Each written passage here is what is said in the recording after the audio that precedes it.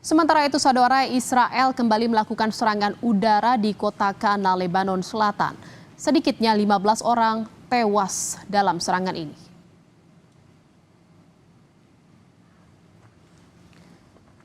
Para korban ditemukan di dalam reruntuhan puing-puing bangunan. Upaya penyelamatan korban lainnya pun masih terus dilakukan.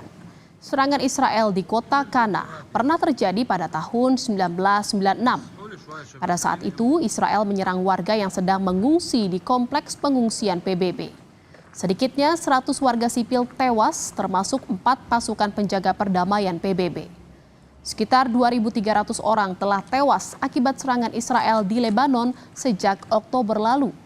Lebih dari 3/4-nya tewas dalam sebulan terakhir.